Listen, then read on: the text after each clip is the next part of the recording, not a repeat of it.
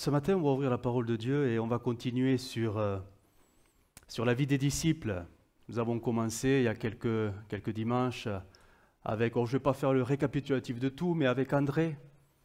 On a vu déjà en deux dimanches combien André est un disciple très intéressant parce qu'il a été très courageux. Il suivait Jean-Baptiste et quand Jean-Baptiste dira « Voici l'agneau de Dieu », il n'hésitera pas à changer de maître. À changer de maître. Et ça nous interpelle, hein, parce qu'on ne peut pas suivre deux maîtres en même temps. Vous voyez? Soit vous suivez le Saint Jésus ou le péché. Mais les deux, ce n'est pas possible. Il faut réfléchir. Hein? Qui sommes-nous en train réellement de suivre? Jésus? Ou on se trompe, mais en fait, c'est le péché qu'on suit. Mais je n'y reviens pas. Tout ça, vous l'avez sur le site à disposition. Nous avons vu également que André, une fois qu'il a eu sa rencontre avec Jésus, son cœur était explosé de joie. Et il est allé rencontrer son frère, le frère aîné, celui qui a toujours quelque chose à dire ou à redire surtout. Il y a des gens comme ça, hein? Pas ici, mais ailleurs, il y en a des gens, toujours, bref. Et il lui dira cette phrase, hein, mais elle est si simple que pour nous, c'est très compliqué à la dire aux autres. Nous avons trouvé le Messie. Pour lui, c'était spontané, et pour nous, wow, c'est dur à dire, hein, aux gens que nous rencontrons. Surtout des fois quand ils nous posent la question. « T'as fait quoi dimanche? Avec ce beau temps, t'as fait quoi dimanche matin ?» Voilà, on a compris que parfois c'est très compliqué à dire. Hein.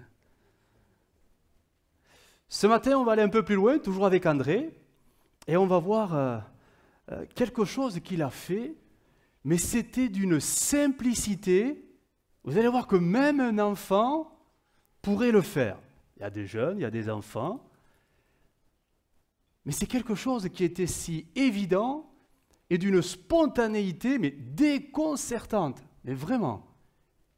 Mais Jésus va le considérer avec le plus grand sérieux et va bénir l'intervention d'André, qui se fera l'intermédiaire, vous allez voir, dans cette scène, on la connaît tous, cette scène, la multiplication des pains. 5000 hommes ont été nourris, donc il y en a beaucoup plus, hein, mais sur la base de quoi? De pas grand-chose, hein? Alors, qu'est-ce qu'on retiendra de cette scène?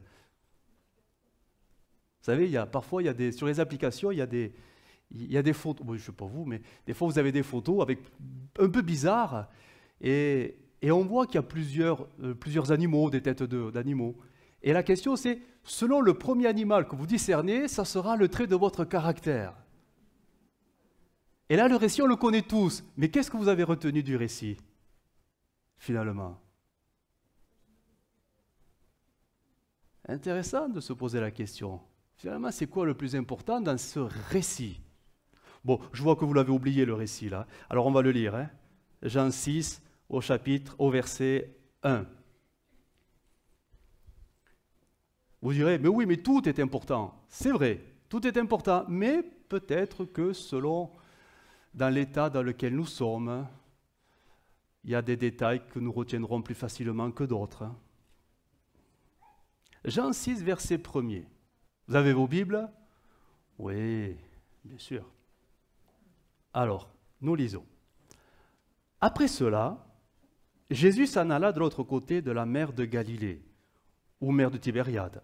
Une grande foule le suivait parce qu'elle voyait les miracles qu'il opérait sur les malades. Jésus monta sur la montagne et là, il s'assit avec ses disciples. Or, la Pâque, la fête des Juifs, était proche.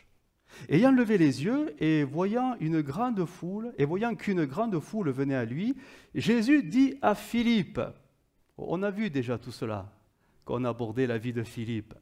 Il lui pose une question, où achèterons-nous des pains pour que ces gens aient à manger? Donc il faut imaginer la foule quand même. Bon, 5000, peut-être le double, 10 000. Parce que si on comptait les femmes, oui, il faut les compter quand même, les femmes aussi. Elles mangent. Hein? Un peu moins que les hommes, mais elles mangent. Ça dépend. Il y a les enfants. Oh, qu'est-ce qu'ils mangent, les enfants? Oh là là. Et les baguettes, ça y va, hein? Donc, il faut du pain quand même. Là, il faut beaucoup. Où achèterons-nous des pains pour que ces gens aient à manger? Jésus disait cela pour l'éprouver, car il savait ce qu'il allait faire. Philippe lui répondit, « Les pains qu'on aurait pour 200 deniers, 200 pièces d'argent, ne suffiraient pas pour que chacun en reçoive un peu. » Donc, constat négatif, c'est une situation qui nous dépasse totalement. On n'y arrivera pas. Seigneur Jésus, viens nous aider. On ne sait plus. Et là, verset 8. Un de ses disciples, André, frère de Simon-Pierre. Simon, il a toujours quelque chose à dire, mais là, il n'a rien dit. Hein. Enfin, il se tait. Lui dit. Et c'est peut-être, à mon sens, les 4 mots les plus importants de ce récit, du moins pour ce matin. Il y a ici. C'est tout. Il y a ici. Non pas il y aura, on espère. Non, il y a ici, déjà. Un jeune garçon qui a 5 pains d'orge et 2 poissons. Mais qu'est-ce que cela pour tant de gens? Jésus dit, faites-les asseoir. Il y avait dans ce lieu beaucoup d'herbes. Ils s'assirent donc au nombre d'environ 5000. Jésus prit les pains, rendit grâce et les distribua à ceux qui étaient assis. Il leur donna de même des poissons, autant qu'ils en voulurent. Amen. Alors ce récit, il est beau. Hein? On aimerait que Jésus remplisse nos placards comme ça, hein? Nos frigos, nos réserves, on aimerait. Mais bon, ce n'est pas le propos. Hein? Les disciples sont devant une situation qu'on peut qualifier de problématique. Il y a un gros problème. Ces gens suivent Jésus et ils ont fait beaucoup de déplacements, peut-être beaucoup de kilomètres. Et là, Jésus voit bien qu'il ne peut pas les laisser partir comme ça. Il va falloir quand même leur donner, les aider, il va falloir les nourrir, ces gens-là. Et Jésus va s'adresser bien sûr à Philippe. Philippe, viens ici Philippe, il faut qu'on parle. Qu'est-ce qu'on fait pour eux? Qu'est-ce qu'on va faire pour eux? Bon, Philippe, il est désemparé, il ne sait pas. Lui, il est dans une analyse très mathématique. 200 deniers, 200 pièces d'argent, ok, mais ils sont 5000, peut-être 10 000, on n'y arrivera pas. Le boulanger, il n'a pas ça en stock, on ne va pas y arriver, quoi. C'est pas possible. Et nous avons André. André qui, on ne sait pas trop d'où il sort, qui va venir, alors qu'ils sont en pleine discussion, Philippe et Jésus, et il va dire, Jésus, il y a ici un jeune garçon, un petit garçon. Il n'a pas grand-chose, bon, il n'a rien du tout même. Il n'a que 5 pains et 2 poissons. Mais il y a ici quelque chose. Ça paraît insignifiant, dérisoire. Et pourtant Jésus va considérer cela avec le plus grand intérêt, parce qu'il va le prendre. Il va prendre ces 5 pains et ces 2 poissons. Il va les prendre. Et là, on sait ce qui va se passer. Il va rendre grâce. Il rend grâce. Il n'y a que 5 pains et 2 poissons. Il rend grâce comme si c'était suffisant. Et ça va devenir suffisant.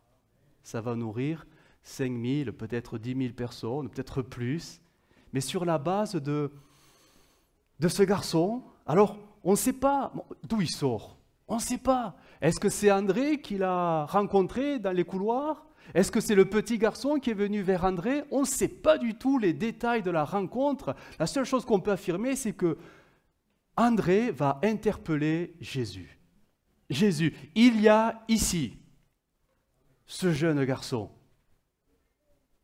Alors, c'est vrai, quand on décortique un peu tout cela, qu'on fait une analyse un peu simpliste, c'est vrai, mais on peut dire, oui, il y a ici un gros problème. Oui, parce qu'avant de voir la solution, on voit que le problème. Hein, c'est pas vrai? On est tous comme ça. Hein?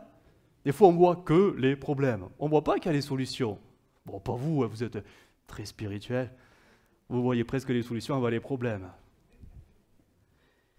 Il y a ici un très gros problème. Mais il y a ici un tout petit garçon, insignifiant, mais il est là. Il y a aussi, et on ne peut pas mépriser cela, oui, 5 pains.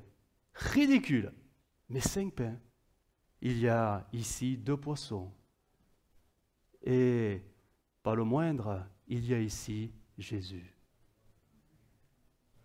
Et tout ça seulement deviendra un grand miracle. Et nous, parfois, on s'arrête sur le miracle parce que c'est le spectaculaire. Bien sûr, c'est spectaculaire. Mais tout est parti de « il y a ici un petit garçon ». Et ça, c'est tellement insignifiant que parfois, on pourrait être peut-être un peu méprisant. Retourne voir ta mère, là, va avec tes parents, laisse-nous gérer la situation. T'es qu'un enfant, laisse-nous faire. On va voir comment Jésus va agir. C'est le Fils de Dieu, on va le regarder. Mais Jésus n'a pas méprisé le petit garçon. Il a considéré les 5 pains et les 2 poissons avec le plus grand intérêt, et ça sera l'objet d'un grand miracle. Je crois que ce petit détail, ces 4 mots, il y a ici, c'est quelque chose qui est important parce que nous sommes tous confrontés, peut-être au quotidien, à des situations qui nous dépassent un peu. Vous avez des problèmes de temps en temps? Oui, vous savez, il y a les petits, il y a les moyens, il y a les gros, et il y a les énormes qui vous écrasent totalement. Et ça, c'est le lot de tous. Et ce qui est étonnant, c'est que devant tous nos problèmes, quels qu'ils soient, nous, enfants de Dieu que nous sommes, nous pouvons avoir, et c'est malgré nous, parfois des comportements mais complètement étranges, voire inappropriés, et qui en plus ne résoudront mais rien du tout. Ça, c'est vraiment les enfants de Dieu dans toute leur beauté. Des fois, on est surpris de voir comment on peut réagir ou appréhender les situations. C'est étonnant. Et je voudrais voir avec vous trois comportements. 3 comportements, mais complètement inappropriés devant nos problèmes, quels qu'ils soient. 3 comportements étranges pour des enfants de Dieu. On ne devrait pas faire ça, mais c'est plus fort que nous. C'est notre nature qui se manifeste ainsi. Le premier comportement, vous allez voir, il est vraiment étrange. C'est le déni. Il y a un gros problème, mais on est capable de se persuader, non, tout va bien. Alors, non pas tout va bien par la foi, non. Non, tout va bien parce que en fait, je ne réalise pas qu'il y a quand même un sérieux problème. Et là, je peux même basculer dans une forme de déresponsabilisation. Je devrais faire quelque chose pour essayer d'affronter ce problème. Mais non, je me persuade que tout va bien. C'est pas si grave, après tout. Vous savez, on retrouve ça avec l'église de Laodicée. Apocalypse 3,17, il va s'afficher. Jésus l'a interpellé, cette église. Il y avait un problème dans cette église. Il y avait un gros problème d'ordre spirituel. Mais les chrétiens étaient dans le déni. Non, tout va bien. Tu dis, je suis riche, j'ai amassé des trésors, je n'ai besoin de rien. Et tu ne te rends pas compte que tu es misérable et pitoyable, que tu es pauvre, aveugle et nu. Est-ce qu'on n'est pas dans le déni là? Jésus est en train de pointer du doigt la santé spirituelle de ces chrétiens, et ces chrétiens, non, tout va bien, ça va, je vais bien, regarde, je suis riche, j'ai tout ce qu'il faut. Le déni spirituel. C'est quelque chose qui peut être à nous. Quand Dieu montre ou nous révèle des choses qui ne vont pas, alors peut-être qu'à nos yeux, ce n'est pas des problèmes, mais au cœur de Dieu, c'est un gros problème quand même. C'est un gros problème. Et quand le Seigneur commence à nous montrer les choses, comme le don spirituel nous l'a dit là tout à l'heure, dernièrement, il y a dans ton cœur l'orgueil, il y a des épines, tout ça, Dieu lui dit, mais ça ne me convient pas, ça ne me plaît pas, ça ne peut pas être comme ça. Mais peut-être que la personne se dit, mais Seigneur, pourquoi tu t'inquiètes? Tout va bien. T'inquiète pas autant, Jésus. Tout va bien. Le déni. Le déni. Alors j'ai cherché ce que voulait dire ce mot déni. Vous, peut-être que vous le savez, moi j'ai appris, hein. Refus d'accepter la réalité d'un événement difficile ou d'en reconnaître la vérité ou sa valeur. Ou sa valeur. Si le Seigneur nous dit que ça ne va pas, c'est qu'il y a un problème. Est-ce que je suis capable de reconnaître, oui Seigneur, c'est vrai, tu as raison, il y a un problème à moi parce que tu me le dis. Ou alors je suis dans le déni. Oh, c'est le frère qui a parlé, oh ça va, c'est lui, lui, c'est pas sérieux, c'est toujours pareil. Ah, où on en est avec tout ça? Le déni, c'est de ne pas vouloir regarder la réalité. Nous parlons de réalité spirituelle, parce qu'on parle de problèmes spirituels, là, dans le cas échéant. Et on fait comme si tout allait bien, parce qu'on se persuade que tout va bien. Et on remet en cause tout ce qui pourrait nous interpeller et nous faire réfléchir sur la réalité qu'on ne veut pas voir. On remet tout en cause. Je prendrai bien sûr le cas de la Sainte Seine. Est-ce que c'est responsable de prendre la Sainte Seine alors qu'il y a le péché dans le cœur? Est-ce que c'est responsable? Ben, oui, non. Vous ne savez pas? Non, ben dites-le. Non, ce n'est pas responsable du tout. Alors pourquoi on la prend? Quand il y a des choses dans notre cœur qui ne vont pas. Ah, peut-être qu'on ne le voit pas. Ou peut-être qu'on ne veut pas le voir. Oh, on entend le Seigneur nous, de loin, dire des choses. Oui, la parole, la prédication, oui, semble dire des choses, mais en fait, quand on se regarde, on se dit, ben non, après tout va bien. Hein. Tout va bien, mais pourquoi je me lèverai pas pour prendre la Sainte Seine? Le déni. Prendre la Sainte Seine alors qu'on est complètement... Oh, je vais aller un peu loin, hein, mais vous comprenez, c'est pour faire réagir un peu. Alors qu'on est tiède spirituellement, est-ce que c'est responsable? Ah. Alors, j'ai un peu plus bousculé là j'ai écrasé. Ah, est-ce que quelqu'un de tiède spirituellement peut prendre la Sainte Seine et être responsable devant Dieu? Franchement. Que dit l'Écriture? Il aimait où le Seigneur les gens tièdes? Ah bon? Eh oui. Et quand on est dans le compromis, peu importe le compromis, la nature du compromis, mais est-ce que c'est responsable de prendre la Sainte Seine? Le monde nous pousse au compromis. Le diable nous pousse au compromis. Mais est-ce que c'est responsable de prendre la Sainte Seine? Ou alors, je suis dans le déni, tout simplement. Prendre la Sainte Seine alors que peut-être il y a l'immoralité. L'immoralité. Vous savez, l'immoralité, ça va loin. Avec les yeux, hein, c'est suffisant. Hein, c'est suffisant. Hein. Ça même passer à des actes immoraux, le regard, c'est suffisant. Parce que tout se fait dans la pensée. Même l'adultère. Et oui, mais est-ce que je peux prendre d'une manière responsable la Sainte Seine? Ou je suis dans le déni? Oh, tout va bien. Tout va bien. Tout va bien. Bref, vous comprenez que c'est un comportement, mais complètement inapproprié, que, oui, de prendre la Sainte Seine, alors que je n'arrive pas, ou je ne veux pas réellement considérer mon état spirituel en toute honnêteté devant Dieu. Alors là aussi, je découvre, je ne savais pas.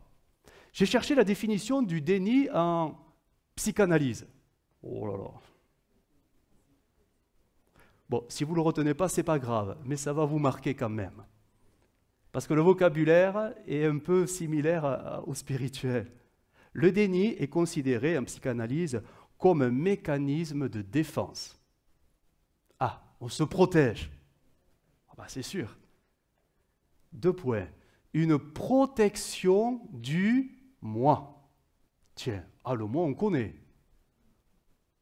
Le moi, on en entend parler. Vous savez, dans ce gros livre-là, qui s'appelle la Bible, on entend parler du moi.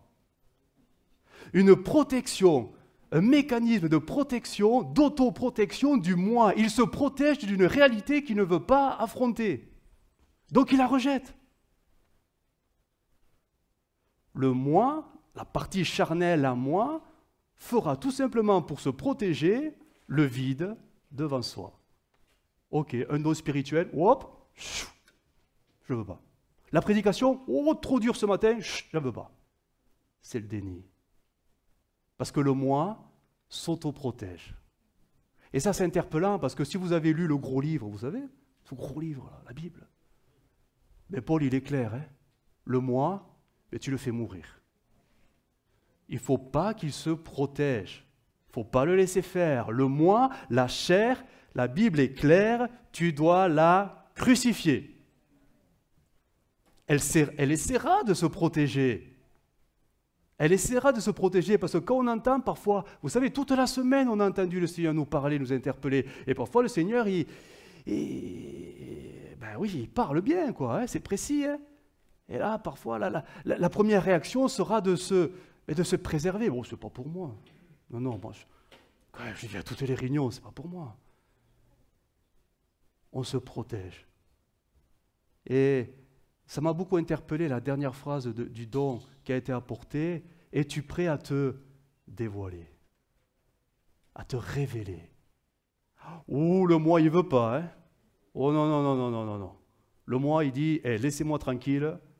Vos réalités spirituelles, c'est bien gentil, mais laissez-moi en dehors de tout ça. Moi, je veux que Dieu me bénisse, c'est tout. C'est pas vrai? Mais si, c'est vrai. Mais si, c'est vrai. C'est ça la réalité. Regardez ce que dira quelques versets. Vous savez, ce gros livre-là, la Bible. Matthieu 16, ça va s'afficher.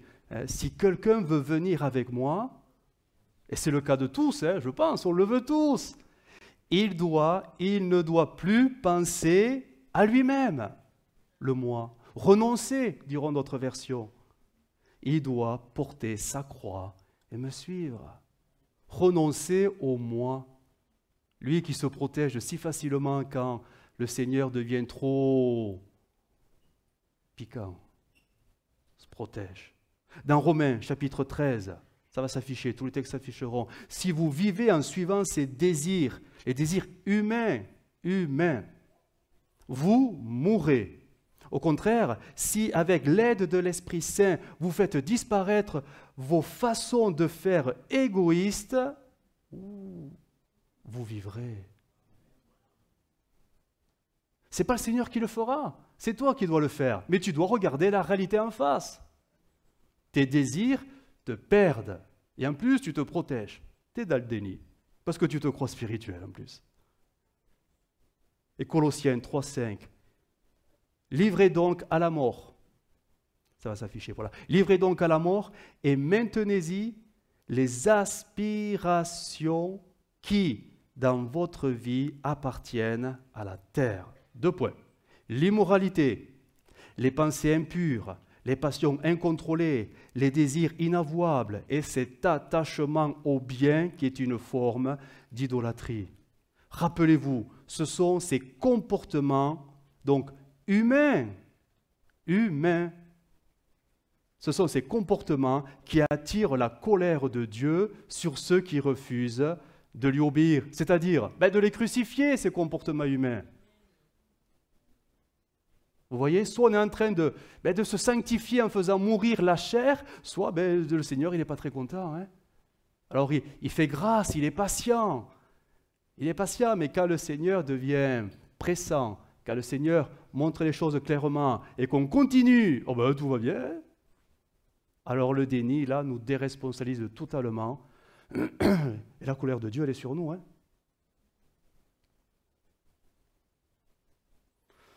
Le moi doit mourir, c'est une réalité, et on ne l'aime pas cette réalité, parce que faire mourir la chair, ça fait mal. Ça fait mal, ça s'appelle le brisement, hein, et on ne veut pas. Et pourtant, c'est le seul chemin sur lequel Dieu nous aidera par l'Esprit Saint. Dieu nous aidera par l'Esprit Saint à faire mourir ce qui à nous est humain, charnel, terrestre. Mais il va falloir à un moment donné regarder la réalité en face.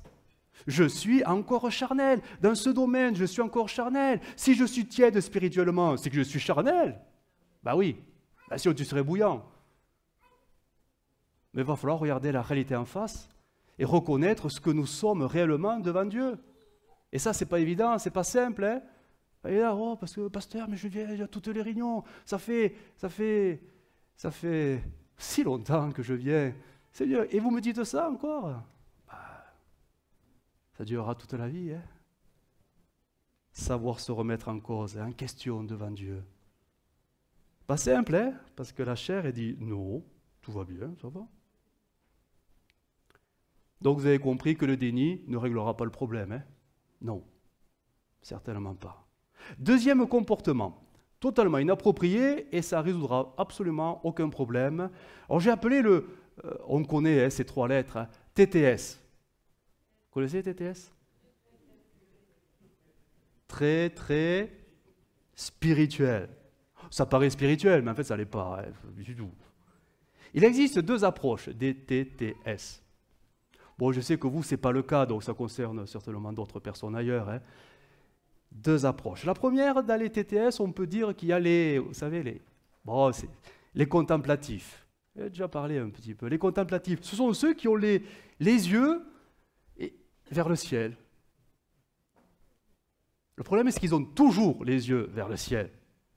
Mais c'est tellement haut qu'ils ne voient même pas qu'il y a ici un petit garçon qui a 5 pains et 2 poissons.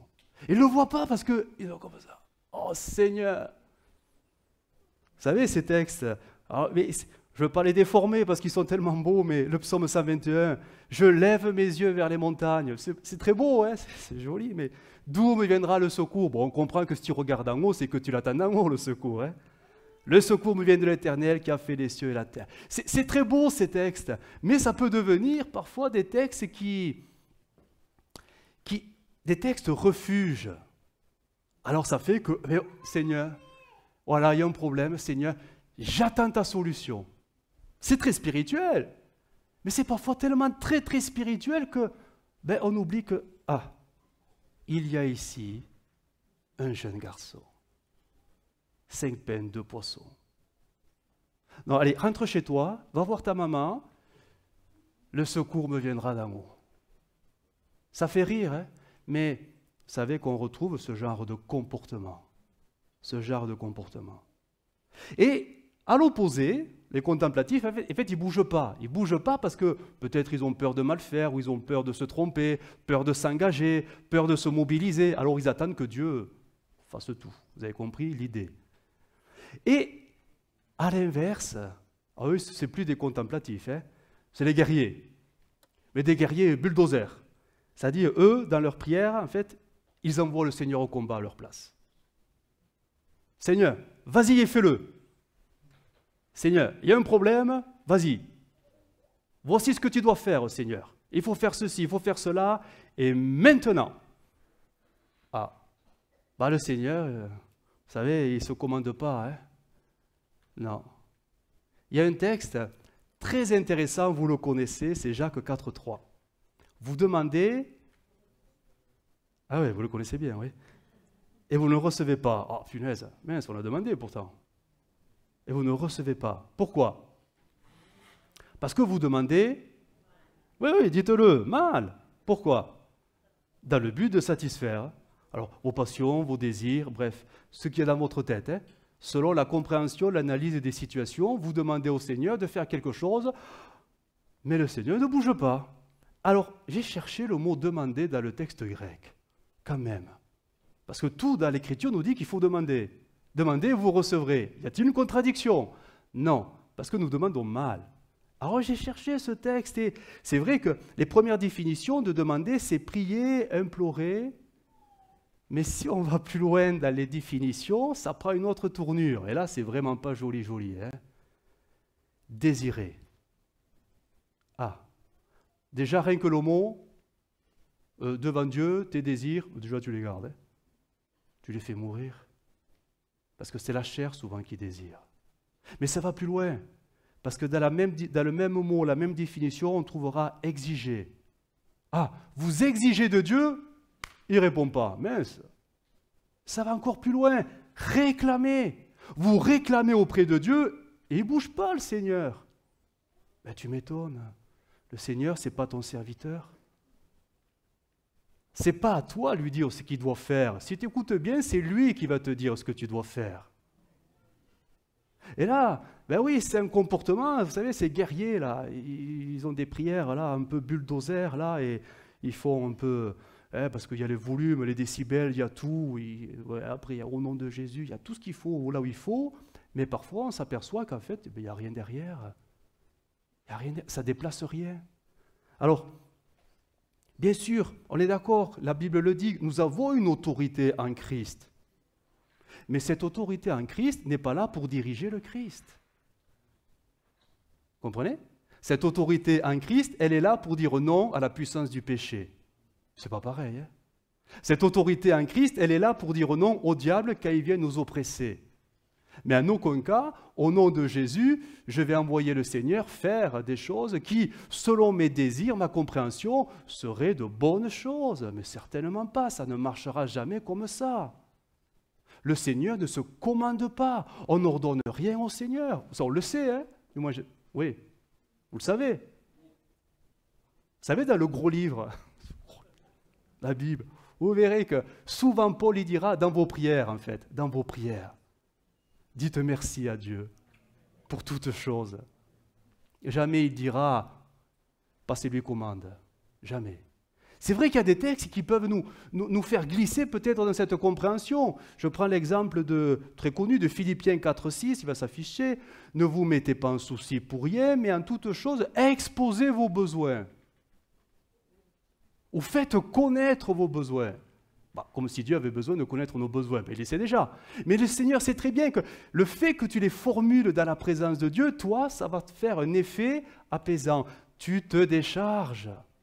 Mais le fait de se décharger ne veut pas dire que tu dis au Seigneur ce qu'il doit faire. Parce que le but de se décharger, c'est pour que ta tête, tes pensées restent libres et pas accablées par les préoccupations du temps présent. Et c'est une anomalie pour des enfants de Dieu d'être constamment préoccupés par les choses de cette terre. Mais je dis constamment, mais vraiment, je veux dire, ça l'est. Mais à tel point qu'ils ne peuvent rien faire pour le royaume de Dieu à côté. Tellement ils sont pris, soucieux, angoissés, tourmentés, parce que, et comment on va faire, et ceci, cela, je prie, ça ne marche pas, je jeûne et je prie, ça ne marche pas. Et je dis au nom de Jésus, mais ça ne marche pas non plus. Parce que tu n'as pas compris. Qu'est-ce qu'il dit le Seigneur? Le Seigneur te dit, cherche premièrement mon royaume. Et tu verras que le Seigneur tout seul, comme un grand, s'occupera de ta vie. Et Jésus dit même, et ne t'inquiète pas du lendemain, inquiète-toi du royaume de Dieu.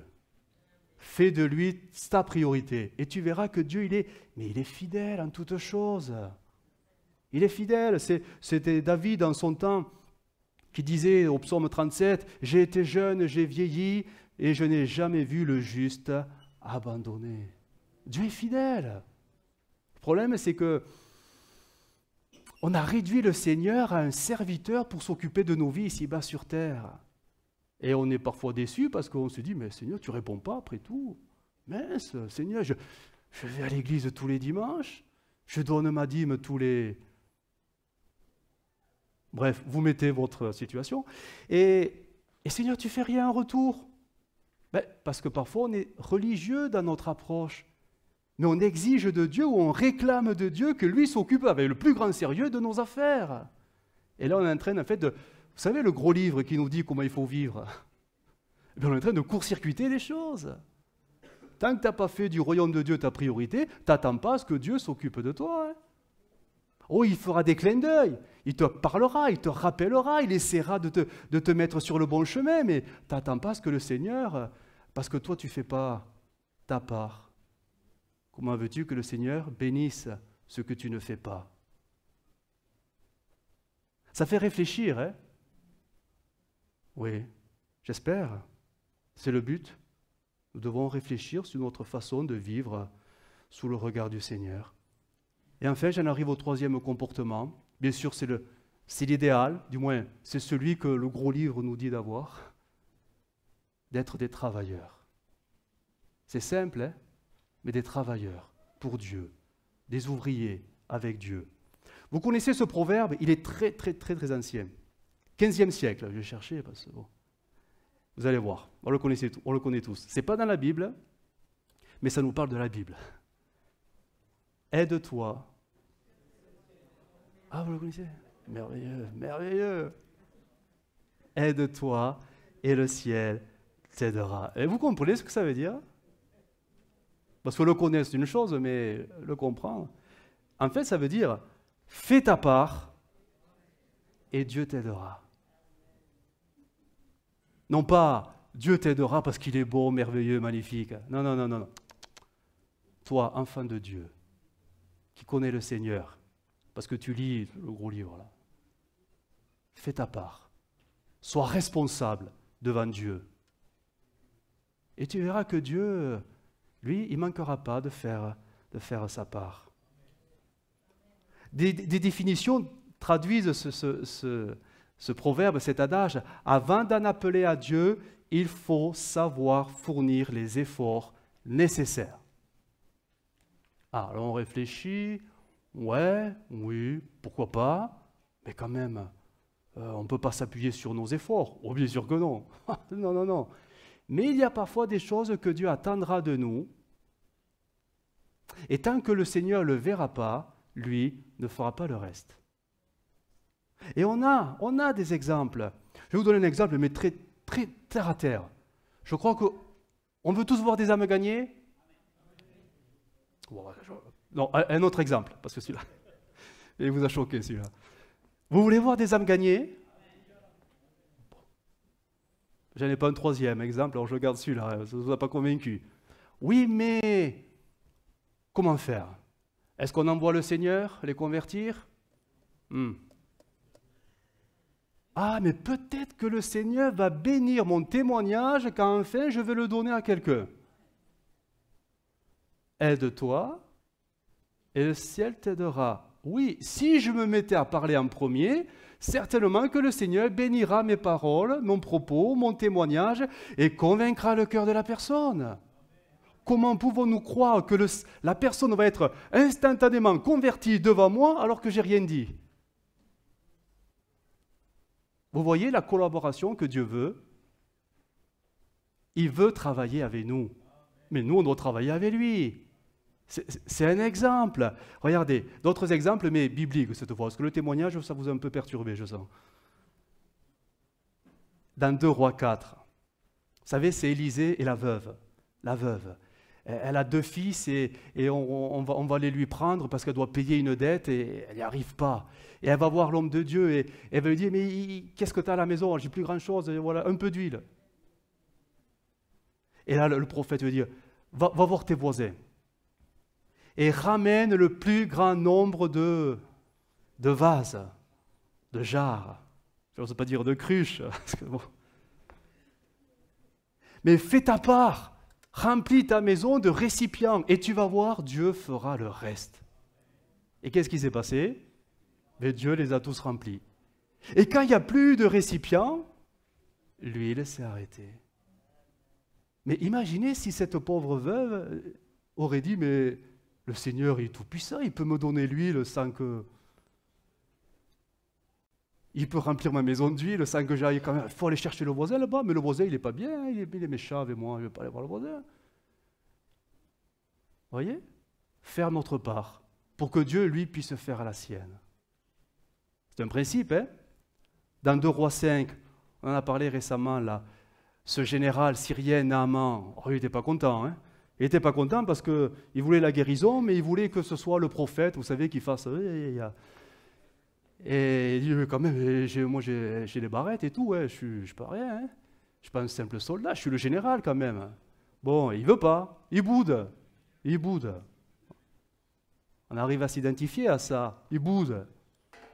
On boude parfois, hein, parce que le Seigneur nous dit des choses et ça ne nous plaît pas, alors on boude. Et là, son jeune serviteur lui dit, mais si on t'avait demandé quelque chose d'hyper compliqué, tu l'aurais fait. Et là, c'est si simple, va te tremper 7 fois et tu verras que Dieu lui fera sa part, il va te guérir. Il l'a dit. Bon, il est allé à ronchonnant, mais au bout de la 7e fois, il est ressorti guéri de la lèpre. Mais Dieu n'aurait jamais fait le miracle s'il n'avait pas fait, lui, sa part.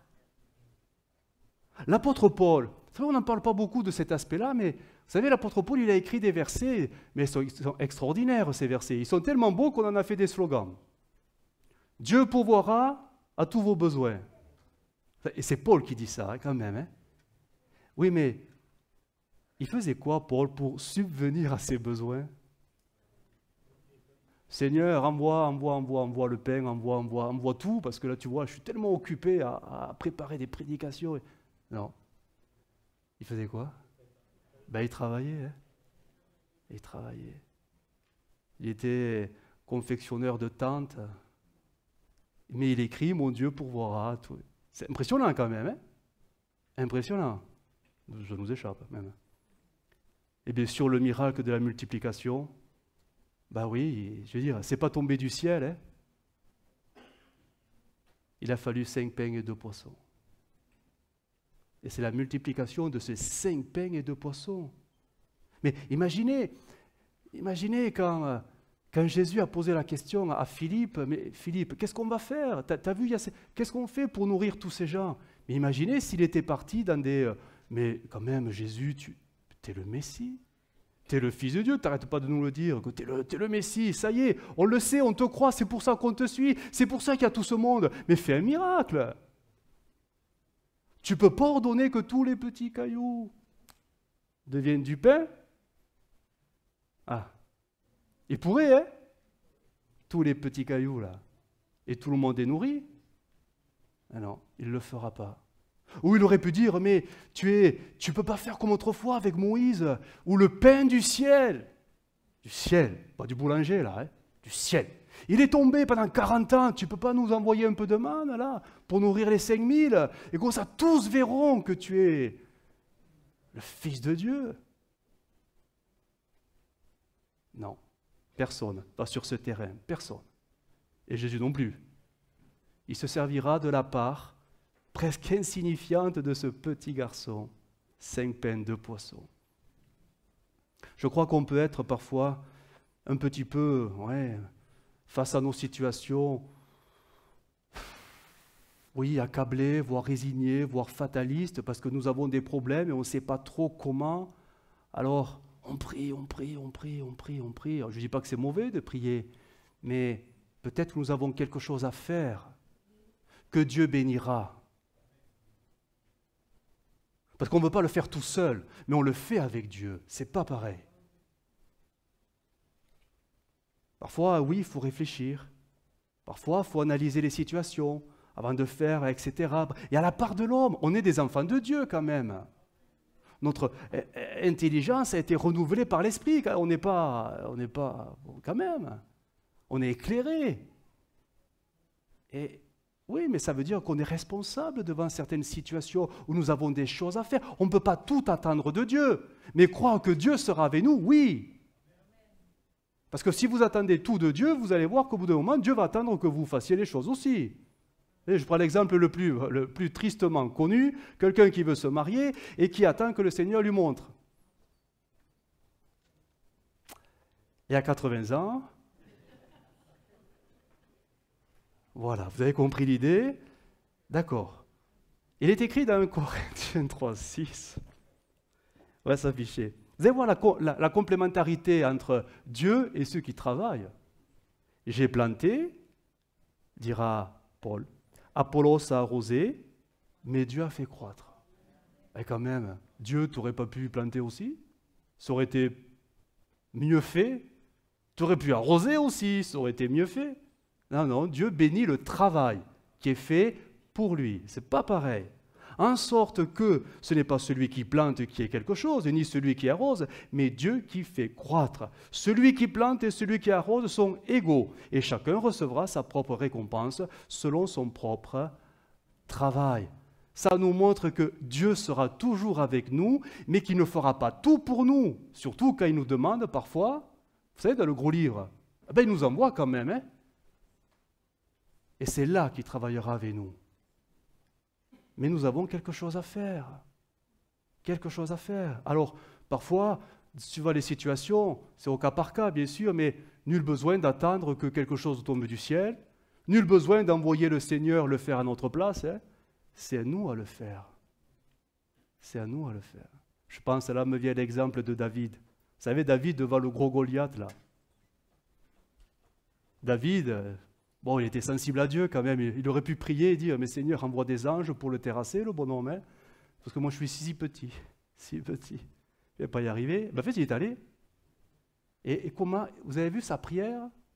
En fait, ce n'est même pas une prière, parce qu'il s'adresse au bonhomme.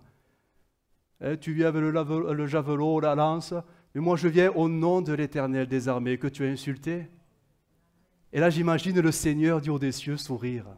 Oh, qu'est-ce qu'il est bien ce petit jeune. Oh, je vais l'aider. Pam, le Goliath, il est tombé. Vous voyez? Ouais. Mais ça fait peur. Ben, c'est normal d'avoir peur. Mais je crois que le Seigneur, il est là pour nous aider. Mais nous devons mettre les choses en œuvre. Je vais prendre des exemples de la vie de tous les jours, de la vie du chrétien. Alors peut-être que ça ne concerne pas tout le monde, mais peut-être que certains ont besoin de mettre ça en pratique, peut-être tout à nouveau. Lire la Bible. Vous la lisez? Vous savez ce gros livre-là? Vous la lisez? Un peu tous les jours? Vous voulez être transformé? Vous voulez être changé? Vous voulez entendre Dieu vous parler? Eh bien, mettez Dieu à l'épreuve, hein? Lisez la Bible!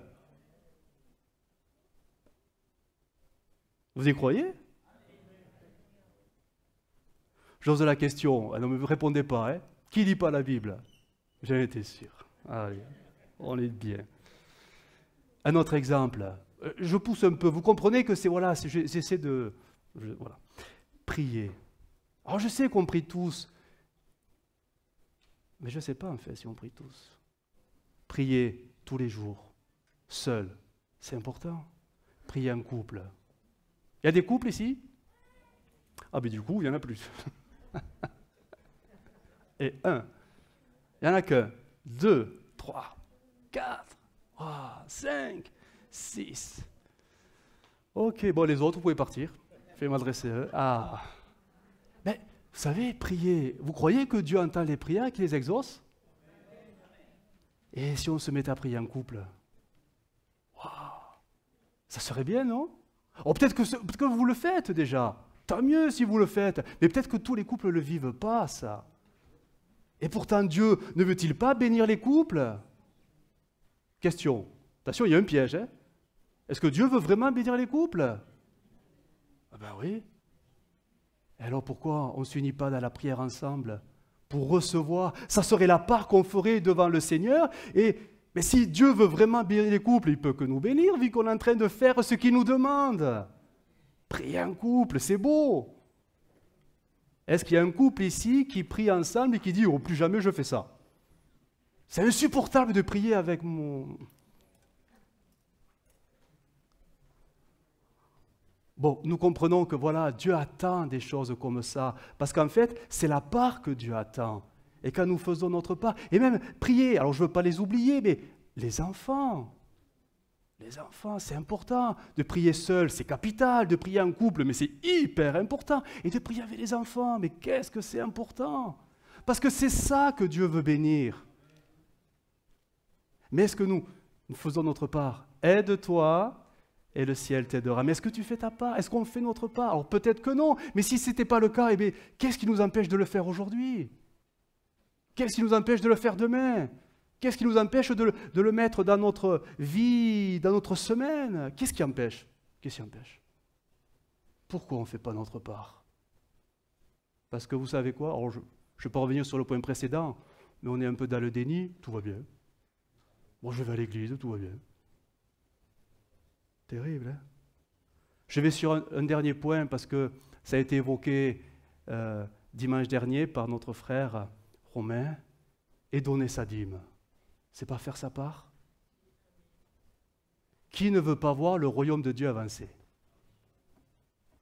Souvent nous prions, et il a prié comme cela, que le Seigneur nous donne la sagesse, l'intelligence, le discernement pour bien utiliser, pour l'avancée du royaume de Dieu, l'église locale.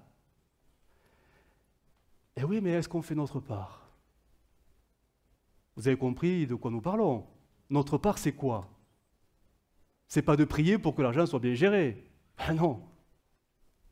Il y a autre chose à faire avant. Malachie 3,10, mettez-moi de la sorte à l'épreuve. Et vous verrez, si je n'ouvre pas pour vous, en retour, les écluses des cieux. Parce que juste avant, il dit apportez à la maison. Hein. Apportez à la maison les trésors. Vous avez compris, hein. Voilà. Tout ceci pour nous dire que nous avons vraiment notre part à faire devant Dieu. Je termine. André, on verra quand je rentrerai là de Montluçon, on verra notre personnage. Mais André est un personnage très très intéressant, quand même. Vous savez ce que veut dire le mot André? Il n'y a pas de André ici. Non, bon, ça va. Toute la liberté. C'est très intéressant parce que vous savez que c'est un nom autant masculin que féminin. Sauf que dans le grec, c'est plus masculin. Vous allez voir pourquoi. Parce que en fait, ça veut dire, et ça moi je ne savais pas non plus, ça veut dire courageux, homme. Homme courageux. Homme, moi homme, homme, homme. Toi femme, moi homme. Et c'est ça. En grec, vraiment viril. Viril. Quelqu'un de courageux, mais au sens testostérone, quoi. Quelqu'un de viril. Moi, je suis un homme, un vrai. Ça veut dire ça en grec, ça ne s'invente pas. Et ça vient, alors si on trouve les déclinaisons, ça vient de André, ça vient du grec andros, qui veut dire, voilà, homme, mais à l'opposé de femelle. Et c'est étonnant, tous les dérivés que ça a donné. C'est impressionnant. Mais j'en ai retenu un qui m'a vraiment interpellé. Et ça m'a fait réfléchir quand même. On veut être des André, c'est-à-dire des hommes spirituels. Vous voulez être des André? Si j'en trouve un vrai André, je le garde dans un bocal. Bref, on va le devenir. Mais André, ça a aussi donné le mot androïde. Ah oui. Vous savez ce que c'est un androïde? Un robot en forme humaine. Mais un robot. Et je me dis, mais c'est vrai, Seigneur, pardonne-nous, parce que des fois, nous fonctionnons comme des robots.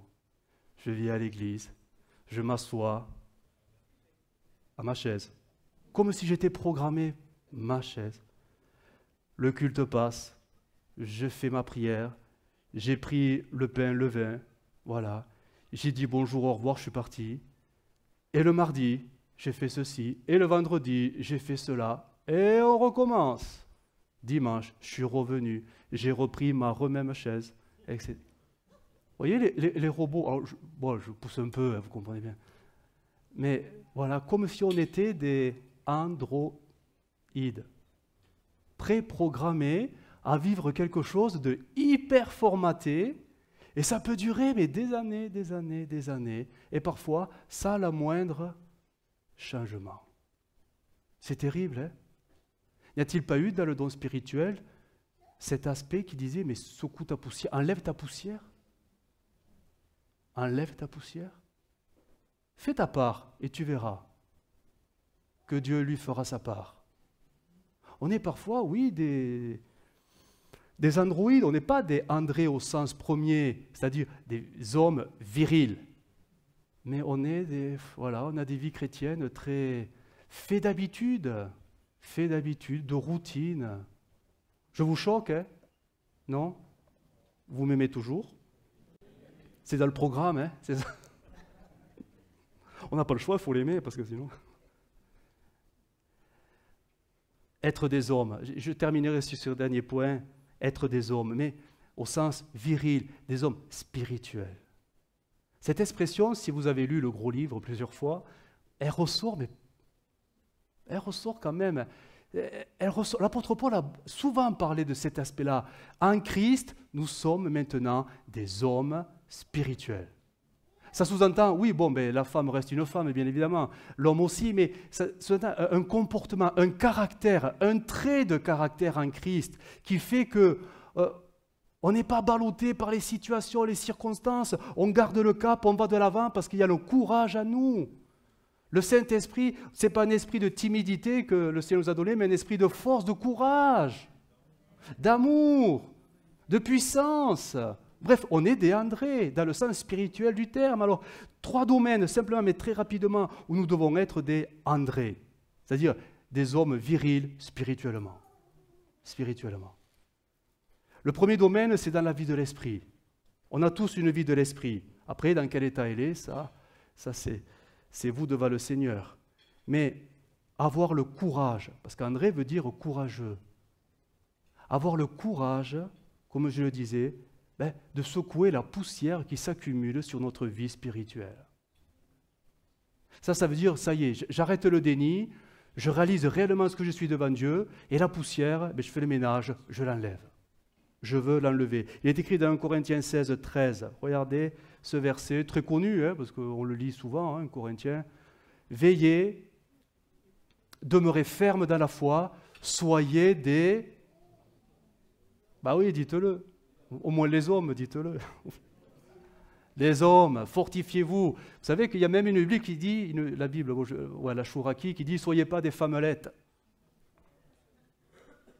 Soyez des hommes. » D'autres versions, parole vivante, « Montrez-vous viril, faites preuve de courage et d'énergie, croissez en force. » Sur le plan spirituel, être des hommes capables de secouer la poussière qui, naturellement, qu'on le veuille ou non, s'accumule. Vous faites la poussière à la maison? Mais pourquoi vous faites la poussière? Pourquoi? Parce que vous n'avez pas quoi faire dans la journée? Parce qu'elle s'accumule. Elle s'accumule. En plus, avec les avions qui passent, on a l'impression qu'ils font esprit, ils ont des seaux de poussière, ils les jettent. Bon, bref. Donc, on fait le ménage. On fait le ménage, parce qu'il suffit qu'il y ait un rayon de soleil, oh là là. Et là, on s'est dit, je ne l'ai pas fait depuis 3 semaines, 1 mois.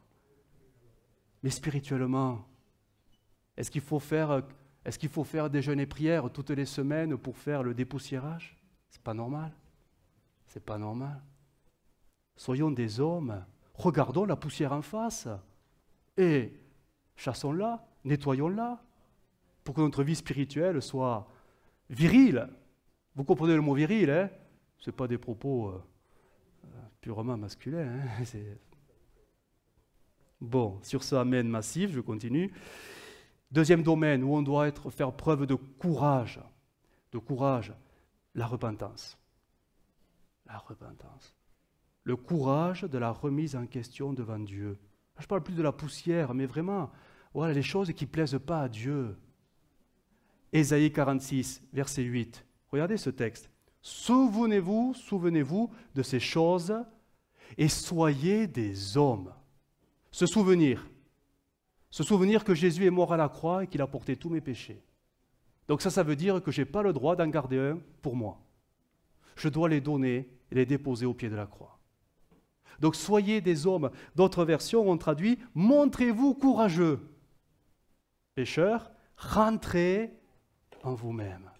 Soyez courageux. Le courage de la repentance. Le courage de s'examiner. Ah, vous dites, oui, pasteur, mais on le fait tous les dimanches en venant à la table. Parfois, j'ose dire, mais on vient comme des robots à la table. Comme des androïdes. Ça vous choque? Vous en remettrez. Le courage de rentrer en soi-même. Pour voir la réalité. On n'a pas le droit de garder le péché. Pourquoi tu veux le garder? Il va te tuer, le péché.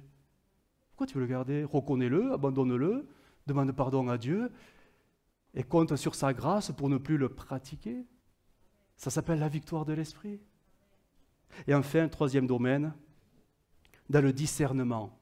Le discernement, c'est-à-dire ce jugement que nous devons avoir en tant qu'enfants de Dieu. Je m'adresse à des enfants de Dieu. Il est écrit dans 1 Corinthiens 14, 20, « Frères, ne soyez pas des enfants sous le rapport du jugement, mais pour la méchanceté, soyez des enfants. Et à l'égard du jugement, discernement, soyez des hommes faits. » Autre version, dans le domaine de la pensée et du jugement, tendez vers une virile maturité. Oui, je le relis. Virile maturité. Le discernement. Ou autre version, pour réfléchir, soyez des adultes. Quand même, nous sommes enfants de Dieu. Nous sommes des enfants de Dieu. Et à ce titre, je veux dire, nous devons avoir tous, si nous sommes régénérés, nouvelle naissance, un raisonnement changé. Ce qui est du monde est du monde et restera dans le monde. Et moi, en tant qu'enfant de Dieu, ce sont les lois du royaume de Dieu que je dois vivre. Mais il me faut du discernement pour faire la distinction. Qu'est-ce qui vient de Dieu, qu'est-ce qui vient du monde? Et parfois, on est vraiment des bébés spirituels, on n'a aucun discernement. Et là, on voit des chrétiens qui font des choses que le monde fait. Ce n'est pas normal. C'est là qu'il va falloir, oui, être des hommes, devenir des Andrés. Ce n'est pas magique, on le devient, c'est la croissance de l'esprit qui fait de nous pas des androïdes, mais des Andrés. Des Andrés. C'est un personnage intéressant, André. Hein? On va prier le Seigneur. Jésus, nous te bénissons. Seigneur, merci pour ta parole. Merci pour l'Écriture, merci pour la Bible, parce qu'elle nous aide à conformer nos vies. Et par ton esprit, tu nous aides à être changés, transformés, pour que nous devenions, oui, des Andrés, des gens courageux, des hommes, des femmes courageux par l'esprit, avec une maturité dans l'esprit et un discernement de l'esprit. Seigneur, aide-nous. Aide-nous, parce que tu vois, parfois, suivant les situations, nos comportements, mais totalement inappropriés, et finalement, qui ne nous font pas avancer, voire même plutôt reculer. Aide-nous, Seigneur, vraiment. Nous sortons de ce jeûne et prière, et nous croyons que ton esprit n'en a pas fini avec nous, qu'il va continuer cette transformation et faire de nous des Andrés, en esprit, en vérité, plein de force, plein de courage, afin que, Seigneur, tu puisses tout simplement travailler avec nous et nous travailler avec toi. Amen.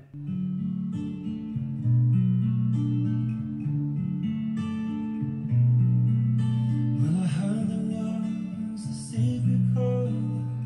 David played and he plays the Lord.